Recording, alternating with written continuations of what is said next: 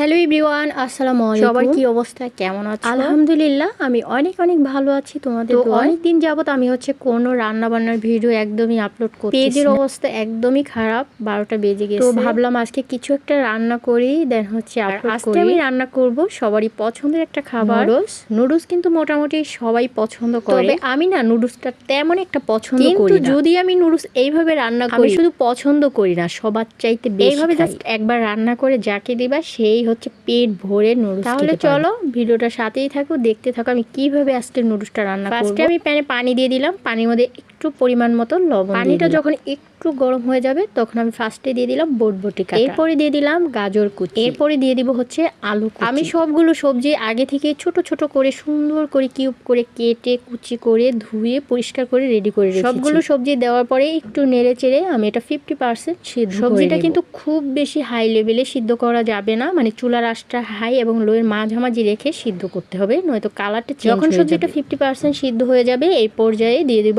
আমি হচ্ছে cook noodles নিয়েছি। তোমরা তোমাদের পছন্দ অনুযায়ী যে কোনো নুডলস দিয়ে রান্না করতে পারো। তোমরা হচ্ছে যে কোনো নুডলস দিয়ে রান্না করতে পারো। আমার কাছে কুক নুডলস ছিল, আমি সেটা দিয়ে রান্না করি। নুডলস দেওয়ার পর জাস্ট 5 থেকে 6 মিনিট, এর বেশি না, আলতো হাতে নেড়ে চেড়ে দেন হচ্ছে নামিয়ে নিব। নুডলস কিন্তু একদমই বেশি সিদ্ধ করা যাবে না, তাহলে নুডলসটা যখন রান্না করব তখন কিন্তু ঝরঝরে হবে না। নুডলস দেওয়ার পরে জাস্ট আমি 6 মিনিট সিদ্ধ করে নিয়েছি। এরপর একটা ছাঁকনিতে ছেঁকে আমি সাথে সাথে ঠান্ডা পানি দিয়ে নুডলস সিদ্ধ করার পরে কিন্তু সাথে সাথেই ঠান্ডা পানি দিয়ে ওয়াশ করে নিতে হবে, নয়তো একদম আঠালো আঠালো হয়ে যাবে রান্না করার সময়। এরপর হচ্ছে আমি প্যানে পরিমাণ মতো তেল দিয়ে দিলাম, এরপর হচ্ছে পরিমাণ মতো পেঁয়াজ কুচি দিয়ে দিব। আমি সবকিছু আগে থেকে সুন্দর করে রেডি করে রেখেছিলাম। একটু হালকা ভেজে দিয়ে দিব কাঁচামরিচ কুচি। পেঁয়াজ কাঁচামরিচ দেওয়ার পরে কিছুক্ষণ ভেজে নিতে হবে। আজকে আমি নুডলসে 2 টাইপের মশলা ইউজ করব। একটা হচ্ছে ম্যাগি মশলা, যেটা আমি আলাদা কিনে এনেছি, আর একটা হচ্ছে নুডলসের গায়ে যেই প্যাকেট মশলা ছিল সেই। তো 2টা মশলাই আমি প্যাকেট থেকে খুলে আলাদা করে রেখেছি। পেঁয়াজ কাঁচামরিচ খুব ভালো মতো ভাজা হয়ে গেলে এখানে আমি দিয়ে দিলাম 2টা ডিম। ডিমটা দেওয়ার পরে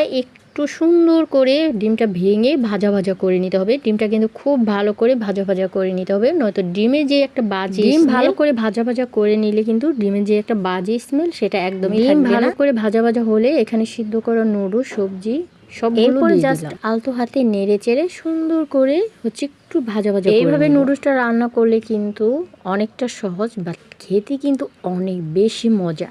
বাচ্চারাও কিন্তু ভীষণ পছন্দ করবে। ঝালের পরিমাণটা যদি একটু কিছুক্ষণ নাড়াচাড়া পরে আমি যেই মশলাগুলো প্যাকেট থেকে বের করে রেখেছিলাম, ফার্স্ট হচ্ছে প্যাকেটের গায়ে যে মশলা ছিল সেটা দিয়ে দিলাম। এরপর হচ্ছে আমি আলাদা করে ম্যাগি মশলা 2টা প্যাকেট ছিল সেটাও। আপনারা চাইলে এখানে সসও দিতে পারেন, সস দিলে কিন্তু অনেক বেশি টেস্ট হয়। আমার কাছে সসটা ততটা ভালো লাগে না, এই জন্য আমি সসটা এইভাবে নুডলস রান্না করলে সত্যি অনেক মজা লাগে। আমার কাছে বিশেষ করে সবজি নুডলসটা অনেক বেশি। আপনারা এইভাবে রান্না করে খেয়ে দেখতে পারেন। আল্লাহ হাফেজ।